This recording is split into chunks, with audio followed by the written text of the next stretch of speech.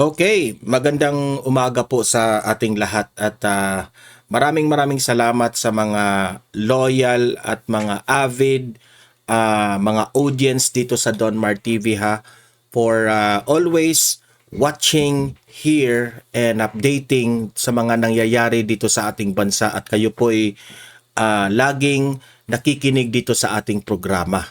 Okay, ano ba ang pag-uusapan natin ngayon? Importante itong malaman ninyo, no? Kasi itong si Presidente Bongbong Marcos ay nagsalita na nga, no, patungkol dito kung saan na si Zaldico.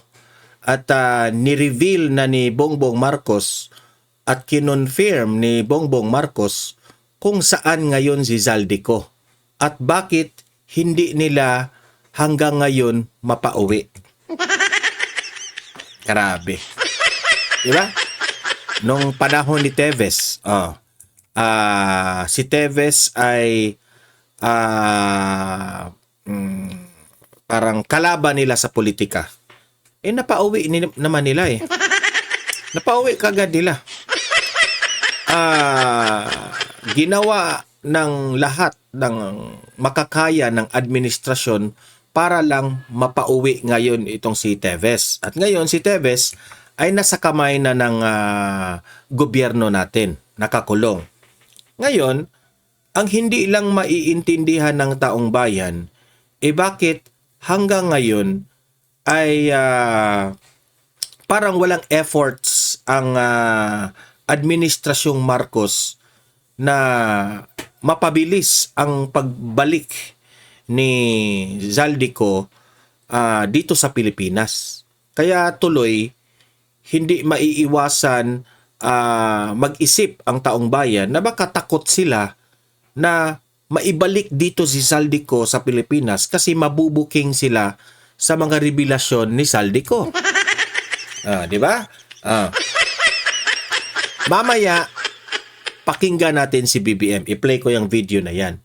At saka pag-usapan rin natin itong si NBI Director Melvin Matibag, no? Na nagpa-interview dito sa Bilyonaryo News Channel na ito ay in-interview siya patungkol po dito sa 18 ex-Marines, no? At patungkol rin kay Zaldico, may update rin siya, no? Mahalaga rin ito kasi dito natin malalaman kung ano yung gagawin na action dito sa NBI dito sa mga ex-Marines na ito. Kasi kung dito natin matitest kung itong mga taga-NBI ay wala ba silang pinapaboran kahit masagasaan po ang mga malalaking big fish, especially itong presidente ng Pilipinas. Okay? Mamaya i-play natin yan. At bahagya rin nating pag-usapan itong debate nitong si Senator Ping Lacson at si Rodante Marcoleta.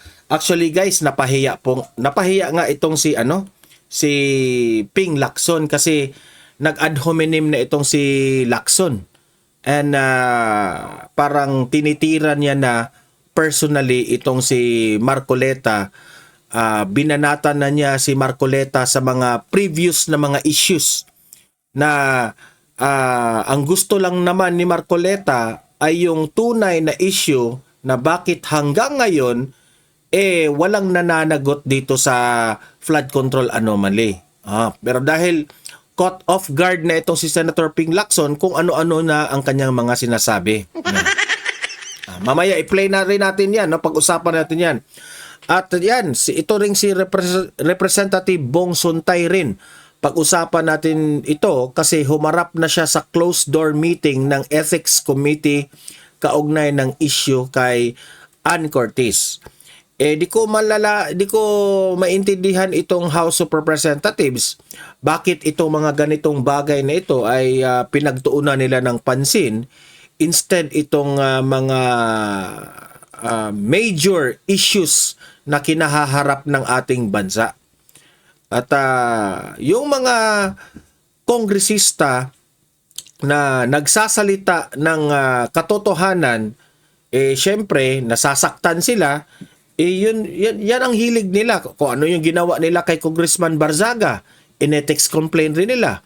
Ngayon naman, si Suntay na naman ang kanilang inethics complaint dahil hindi nila matanggap na nare-real talk sila. Ang bato nila dito kay Suntay ipatungkol dito sa issue ni Ann Curtis, di ba? Wala naman yan. Wala. Ang corny ng mga issue na yan Ang tunay na issue dito, si Suntay lang po ang nagsalita. Wala nang iba. Si Suntay lang ang may bayag. Yan ang katotohanan. Ano ba ang ginawa ni Marcos Jr., itong administrasyon niya, dito sa problema ng langis sa Pilipinas dahil sa issue ng nangyari ngayon sa Iran. Okay? Pag-usapan rin natin yan dahil po narinig ko yung statements ni BBM dito, sablay-sablay. Ay, nako. Sobrang daming problema ng Pilipinas na hindi masolve-solve nitong administrasyon na ito. Okay? So, yun po ang pag-uusapan natin. Unahin muna natin itong si Bongbong Marcos patungkol dito kay Zaldico. Okay? Like and share. Subscribe rin sa Don Mar TV. Ito, panoorin natin si Marcos. You cannot bring him home because that's just not the way it works. We have to ask the assistance of the country where he is in, which is presently Portugal. So, ibig sabihin ni BBM dito, nahihirapan silang mapauwi si Zaldico kaagad dito sa Pilipinas. O sabihin mo na lang, sir, wag mong pauwiin. Kasi po, ilan na ba? Halos mag-isang taon na si Zaldico na umalis. Halos mag-isang taon na. 'Di ba? Yan ang nakatatak sa administrasyon mo. Ang bagal mong kumilos. 'Di ba? Sobrang bagal mong kumilos. Inuunan nyo kasi yung mga party-party nyo dyan sa Malacanang na hanggang tumulo na yung sipon nyo sa kapaparty ninyo. Ang daming problema natin kasi, tapos pag meron ng mga major na problema, hindi naman kayo uba-aksyon. Kasi ganito si Zaldico, hawak niya yung tunay na kasagutan dito sa problema natin sa flood control anomaly. Pero kung tatanungin mo siya, nasaan si Zaldico, mapauwi na ba, anong solusyon mo, sasabihin ka, hindi yan ganun ka, mahirap yan. Hindi yan madali. Yan ang problema sa'yo Diba? Yan ang problema sa'yo. Puro ka yabang, outfit ka pa doon sa New York, pero sa tunay ng problema, wala ka, pasikat ka lang. Pasensya na Pero nakakainis na parang ang takot pa kayo na mauwi dito si Zaldico. that is what we have done. Naglagay na tayo ng red notice sa Interpol at patuloy ang ating ugnayan sa mga Portuguese authorities na pauwi na siya.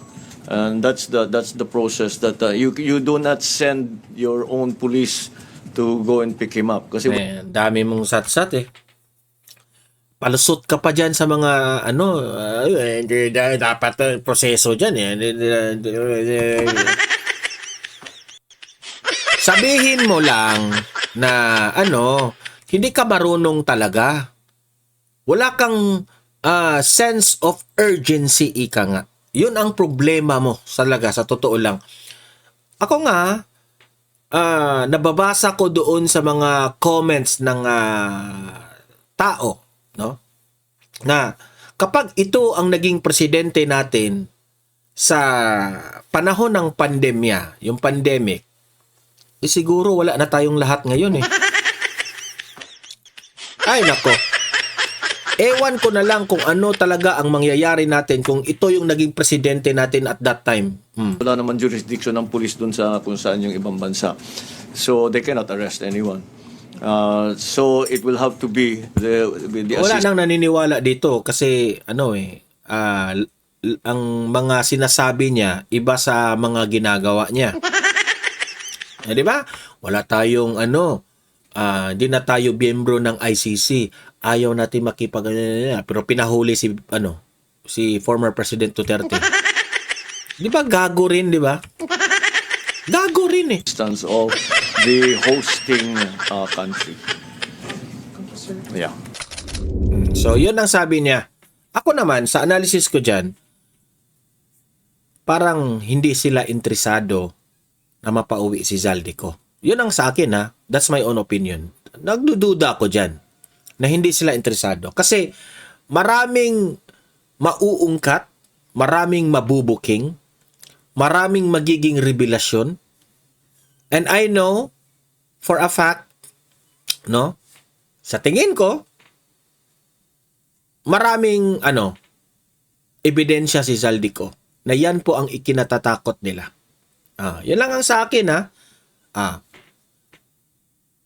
I hope na itong si NBI Director Melvin Batibag, ang pag-asa na lang po natin itong 18 ex-Marines na lumantad ngayon.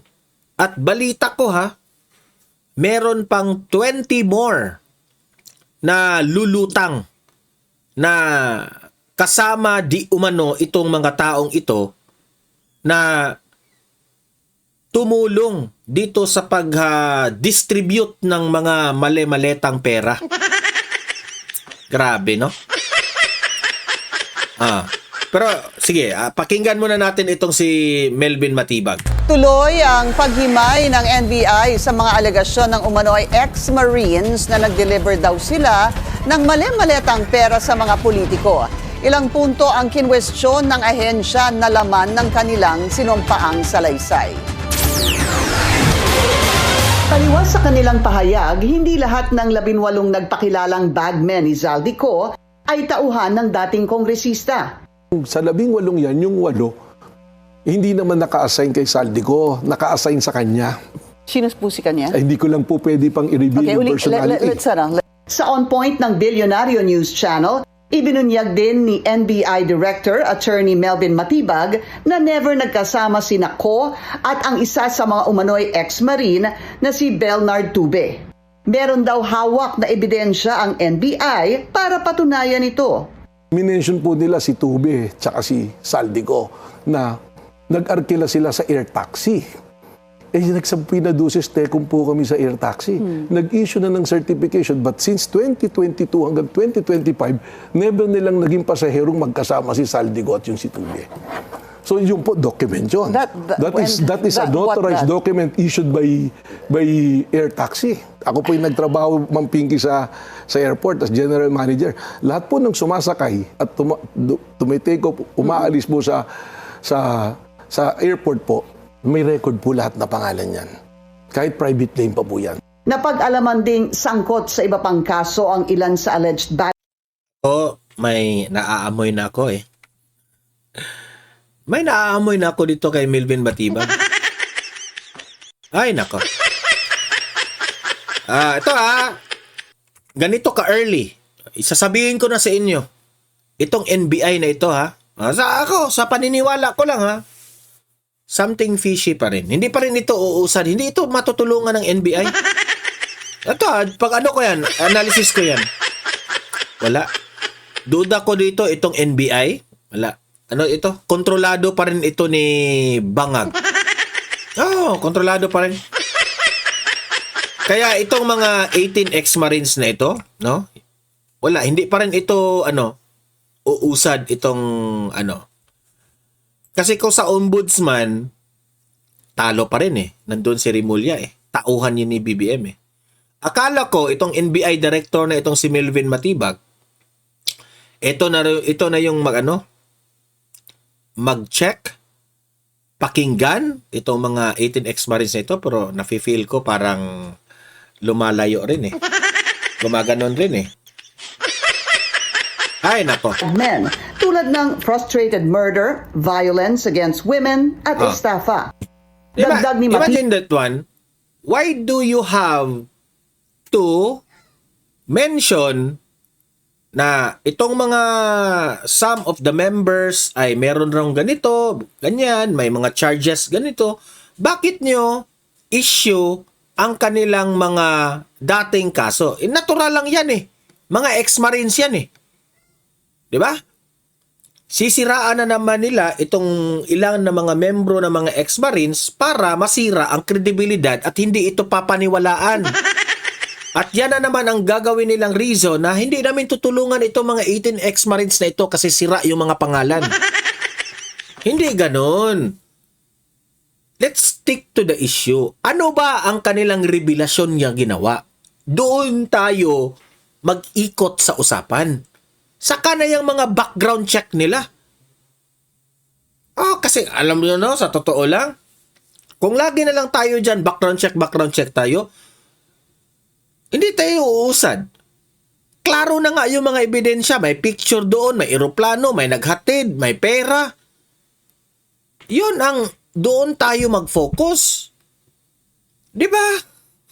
Matibag, very odd na iisa lang ang kanilang affidavit. Tinawag po namin sila 18. Pwede bang, ang una po namin sasabihin, pwede bang mag-issue kayo ng sarili nyong affidavit, ng sarili nyong salaysay dahil ang sworn affidavit po, that is a personal recollection of what you do, yung participation mo. So very unusual po na 18 na sasabihin mo, ganito yung kwento ko. Hindi naman kayo araw-araw sigurong kasama kung totoo may nangyari yan. Hindi rin ligtas sa batikos ang kanilang abogado na si Attorney Levito Baligod. Kasama Imagine that one ha. Hiningan pa nila ng iisang affidavit yung 18 ex-Marines. Eh halata na talagang pinapahirapan nila eh. siya sa mga perjury complaint na inihain ng ilang opisyal na idinawit sa issue. Meron po kaming mga abogadong tinatawag na Code of Professional Responsibility and Accountability, CPRA. Hindi po dapat kami magkukonsinti kung isang maling gawain. We will not tolerate na may magsusunod. Halata. Halata talaga. Dapat, tinitingnan ko eh. Ino-observe ko itong si Matibag. Tinitingnan ko kung meron bang sense of neutral siya. Okay? Anong ibig kong sabihin? Kung equal ba ang kanyang treatment dito sa ex-Marines na ito at sa administrasyon. Sa tingin ko na-observe ko na talaga, parang unti-unti na niyang may papitik na dinidiscredit na niya itong mga 18 ex-Marines na lumantad. Hindi pa rin ito Alam niyo ang solusyon dito? 2028 na lang. Mapresidente si VP Sara, saka ito maimbestigahan ito eh. Po ng maling paratang o maling ebidensya sa isang tao. Ayon din daw mismo kay Baligod, 103 na individual ang kinausap nito para lumantad pero 38 lang ang pumayag. Magsasagawa raw sana ng sariling press conference ang ilan pa sa kanila pero tila hindi na ito itutuloy. Baka hindi na po dahil ngayon nga sinasabi nila natatakot pero imagine that one, hindi na raw itutuloy. Wala pa rin ito. very coincidental na nung nilabas namin yung subpoena, that's the time na biglang may threat sa buhay nila. May alok naman si Matibag sa 18 alleged ex-Marines na nangangamba umano sa kanilang seguridad. As the director of the NBI and the entire strength of NBI, kung meron pong threat sa kanila to do harm, we're offering the professional service of NBI. We can even provide safe houses for them. And kung may mangyari sa kanila during the time that they are under our care, I will be personally responsible in the entire bureau po. Sa Huwebes, ang deadline ng sabinang inisyu ng NBI. Ay nako, para sa akin mahirap pa rin ito. Mahirap pa rin. Basta under the administration, hawak lahat ni BBM yan. Hawak lahat. Dito naman tayo kay debate ni Ping Lacson at ni Senator Rodante Marcoleta. Ang kay Marcoleta, gusto niya mapanagot na ang mga mastermind o yung mga gustong makita ng taong bayan. Si Saldico, Martin Romualdez, at itong 18 ex-Marines na lumantad na imbitahan na natin ito sa Senado para matapos-tapos na kung may katotohanan ba o wala.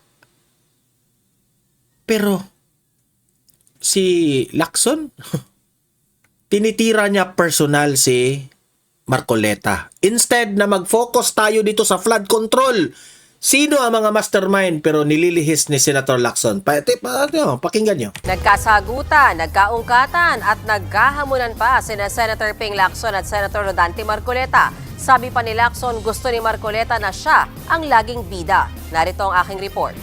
Diba? Tinitira niya si Marcoleta. Na bida si Marcoleta, pasikat si Marcoleta, siya ang Punta tayo doon sa issue, Ping Lacson. Doon tayo sa issue ng flood control. Sino bang mastermind? Imbitahan natin. Di ba? Wala namang sasabihin na naman, meron tayong dyan eh. Di natin basta-basta si Martin Romualdez.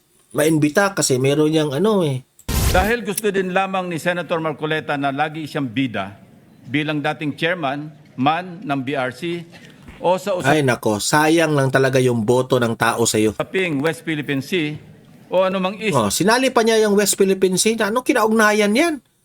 Let's talk about the flood control sa Blue Ribbon Committee mo. involving China o dili kaya ay sa usaping restitution na mag-asawang Diskaya, siya na nga ang tunay na bida sa aking magiging pahayag sa mga sandaling ito ngayong hapon. Hindi kasi niya matanggap na siya, halos mabulok na siya dyan sa Senado, kahit tagal-tagal na niyang naging senador dyan, wala pa rin siyang naipakitang, walang naitulong sa bansa na ito. We're talking here of corruption, ha? Gusto natin merong mapanagot. Pero parang, ayaw mo Ito, halos 1 taon pa yata sa pagiging senador sa kanyang buhay, ginigisa na siya. Na siya na matagal. Kaya itong nakikita ko kay Ping Lacson, insecure siya dito kay Marcoleta kasi mas, matalino siya matagal na siya dyan sa, Senado, naging senador, wala pa rin. Walang laman yung utak.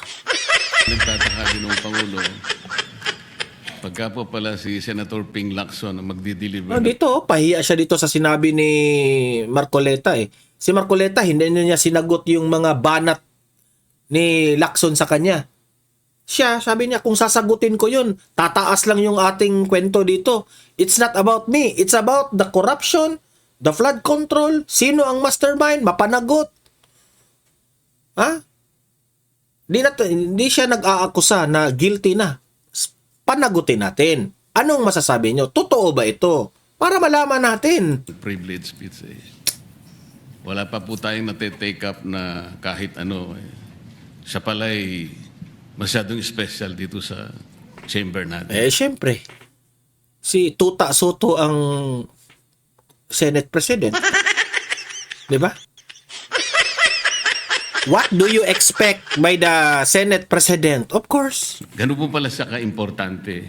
Senate President Pro Tempore Ping Lacson Halos maghalikan ng silang dalawa versus Senator Rodante Marcoleta.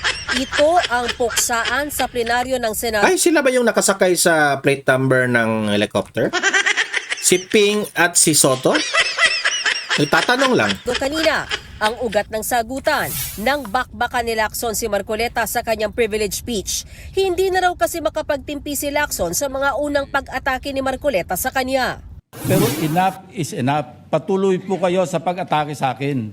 I refuse to apologize. Hindi ka naman inatake personal. Ang sabi lang ni Marcoleta, bakit hinaharangan mo ang mga taong dapat natin questionin? Yun ang punto ni Marcoleta. And feed on Senator Marcoleta's ego and pride. Kaya si Lacson, inisa-isa ang hinaing laban sa senador. Yan ang ugali ng isang tao na hindi mo kayang makipagdebate, titirahin mo na lang sa kanyang personal na issue. Di ba? Ang nakakatawa pa, yung mga tinitira niyang issue laban kay Marcoleta, puro pa puro pa pang pamimintang. Ginagawa nilang si protektor raw ng Diskaya. Nakakatawa nga Paano naging protector yan ni Diskaya? Di ba? Tapos yung asawa raw ni Marcoleta involved doon sa link ni Diskaya sa isang insurance company. Ano kinalaman yan sa flood control? Nag-umpisa nga raw ito sa pagkwestiyon niya sa hilaw na interpretasyon at hiling ni Marcoleta na motion to dismiss sa impeachment case ni VP Sara Duterte noong nakaraang taon. Ewan ko, Mr. President, simula nang nasopla ko si Senator Marcoleta sa floor, Sinuplak? Sure kang nasuplak mo or ikaw yung nasuplak? Kapal. ay tila nagtanim na siya ng poot sa kanyang dibdib. Hindi naman nagagalit si Marcoleta sa'yo. Kilala ko itong si Senator Marcoleta eh. Si Marcoleta lang talaga, hindi ka tatantanan yan hanggat hindi ka maging matino sa trabaho mo. Para itong si Miriam Defensor eh. Kung hindi ka magiging matino sa trabaho mo dyan, Lacson, hindi ka titigilan itong taong ito. Ha? Ano bang ginawa mo? Diba? Wala. Lahat ng mga ini-invite mo sa Blue Ribbon Committee, ang layo na makarating tayo sa mastermind. Gusto ni Marcoleta mastermind kasi paikot-ikot lang tayo dyan. Nag-imbestiga tayo dyan. Wala naman tayong makukuha dyan kung sino ang mastermind. Kasi kung makuha natin ang testimony ng mga mastermind na ito, dyan natin makukonek kung sino ito mga nakatanggap ng mga maleta. Hindi mo maintindihan eh. Ni Marcoleta, parang pinipersonal siya ng senador. Hindi ko po alam, Sir President, Your Honor, kung paano ko... Saan ako mag-uumpisa sapagkat hindi ako ang subject matter ng aking diniliver na privilege speech kahapon. Kaya kong sagutin at iisa-isahin sa inyo, ngunit ang nangyari, parang ad hominem ang nangyari. Sa akin po, natutukoy lahat ang inyong privilege speech ngayon, samantalang ang inaasahan ko ay sasagutin nyo yung privilege speech kahapon. Sagot ni Lacson, Negative po, sigurado hindi po yun. Bakit Kayo po po? naglilist, sino pa po nagsimula nito? Nung una Bakit pong po? privilege speech ninyo, hindi ko na sinagot kasi ayoko magkagulo. Pero enough is enough. Wala pong gustong maglihis sa usaping flood control. Ako nga po, very passionate po ako dyan, mulat sa pool. Wala po kayo rito. Ako po'y talaga lumalaban sa korupsyon. itinanggi naman ng komite na may special treatment sa privilege speech ni Lacson. Yung nangyari po kasi kahapon, sa speech ni Senator Marcoleta, with due respect to the two sides, binanggit po niya yung pangalan ni Senator Lacson. So, it is obvious that Senator Lacson would like to respond. Sa isang punto, kinwestiyon ni Marcoleta ang patuloy na pagbabansag sa kanya bilang pro-China. Kaya hamon ng senador kay Lacson, dumalo sa Foreign Relations hearing sa March 12, kasama ang Department of Foreign Affairs at National Mapping and Resource Information Authority.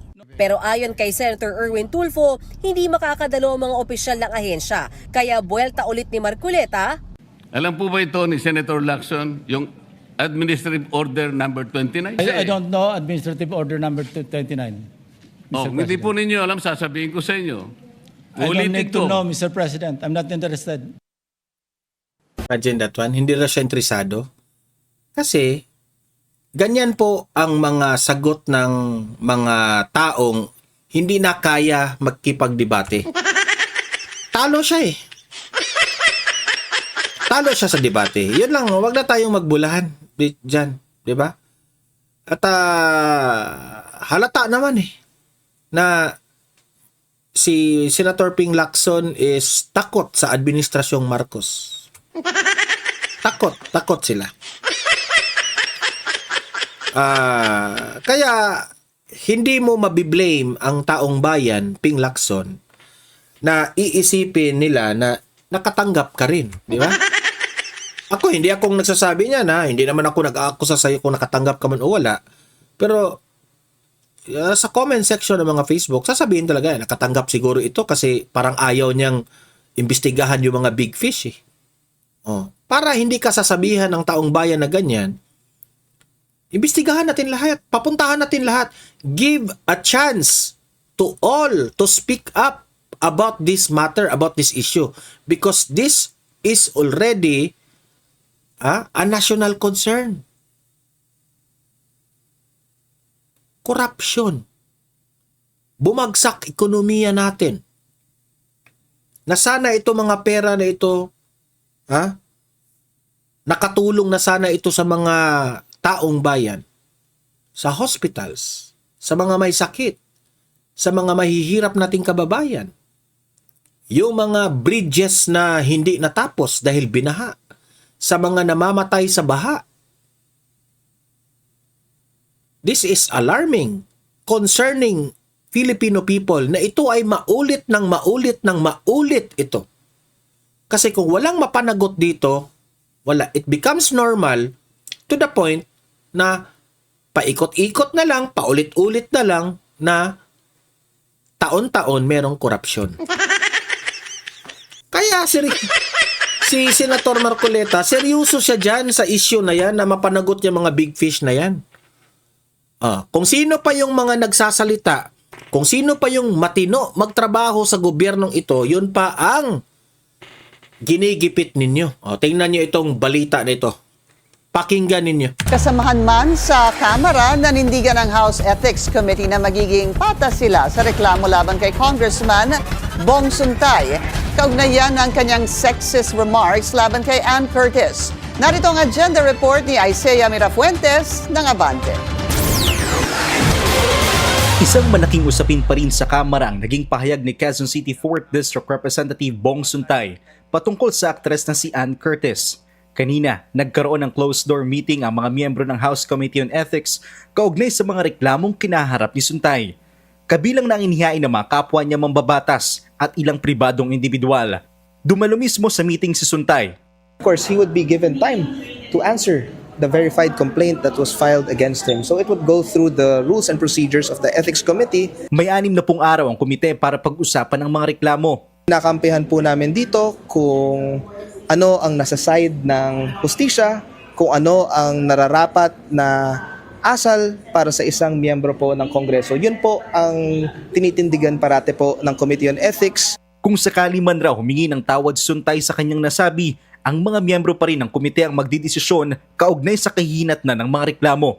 Bago nito, naghain ng panukalang batas sa Kamara ang 42 mambabatas na layong proteksyonan ang tinatawag na Women in Politics.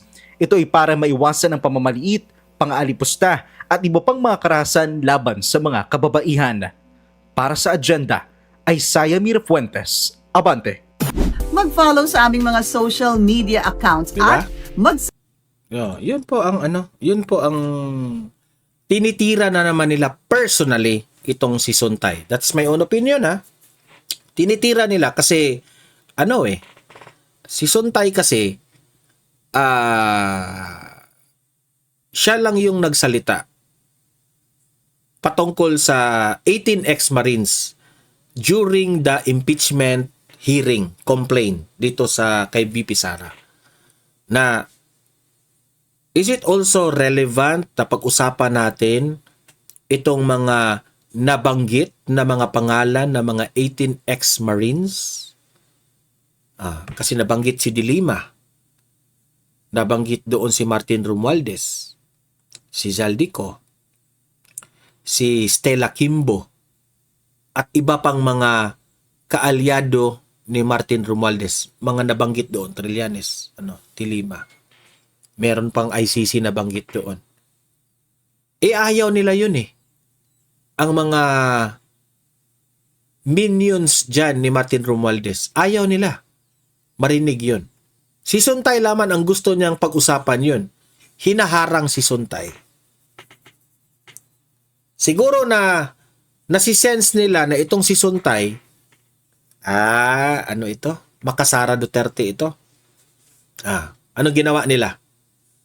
Yung maliit na bagay patungkol dyan sa statements ni Suntay na Ann Curtis, pina-ethics complaint na siya. Ganyan sila. Instead na ang kanilang papansinin yung bigger picture of the issue. Flood control anomaly. Kasi impeachment complaint eh. Paano tayo uusa dito sa impeachment complaint na tayo rin namang mga congressman, merong ex-Marines na sangkot rin naman yung iba nating miyembro. So, bakit ang mga congressman dyan, may karapatan sila para suportahan ang impeachment complaint laban dito kay BP Sara, sa confidential funds na 125 million? Pero tayong mga congressman, may issue tayo dito sa flood control, mali-maleta, nabanggit yung pangalan natin. Hindi ko sinabing guilty na sila, ha? Sinabi ko, may nag-aakusa sa inyo na dapat niyong panagutin. Bakit ayaw ninyong pag-usapan? Kasi takot kayong mapag-usapan dyan because hindi nyo kaya na i-defend ang inyong sarili? O nagtatanong lang ako, hindi nyo kaya na i-defend yung sarili? Si Duterte nga, si BP Sara nga, halos kayong lahat binatikos nyo. But they defended themselves. Kahit nga si former President Duterte, nandoon na, nakakulong na sa ICC, dinefend niya ang kanyang sarili. Kayo dyan, House of Representatives, hawak pa ninyo yung HOR, hawak pa ninyo ang House Speaker, hindi nyo kayang mag-defend sa sarili ninyo? Yun lang ang argumento. Di ba? Bakit hindi pwedeng pag-usapan? Tapos ngayon, nagagalit kayo sa tao kasi in-open up.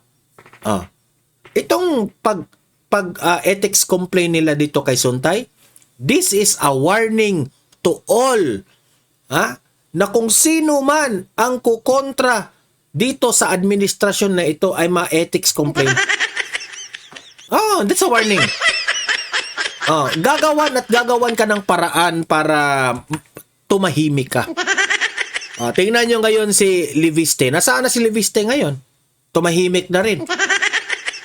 Kasi may binabato na naman sila kay Leviste. E di syempre, yung tao, sasabihin ni Leviste, manahimik na lang ako kasi kung ibubulgar ko yung katotohanan, tinitira naman ako personally. Yan ang hilig nila. Ma-ethics complaint ka talaga. Nahanapan ng butas itong si Suntay. Bakit mo kasi binanggit pa si Ann Curtis Suntay?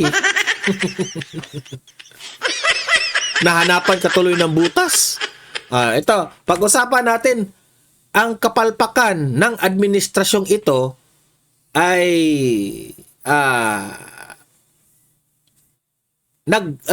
nag-explain siya kanyang sarili.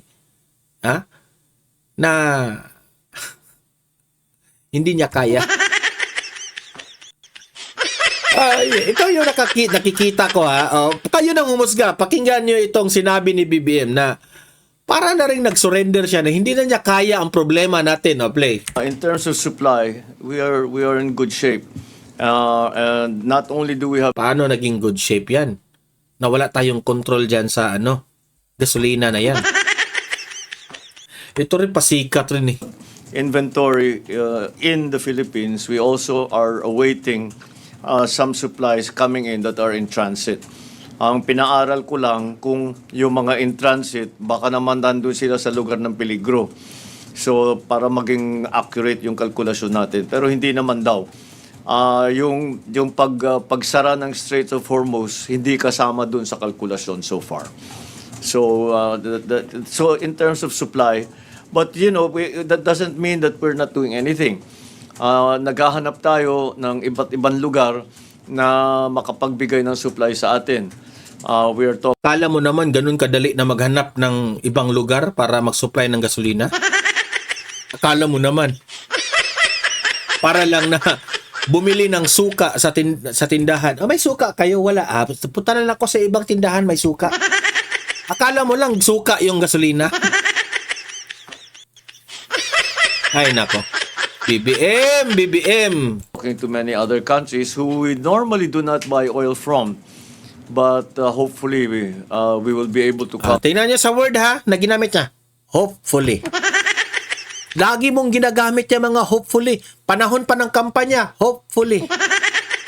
Bigas natin maging 20 pesos per kilo, hopefully.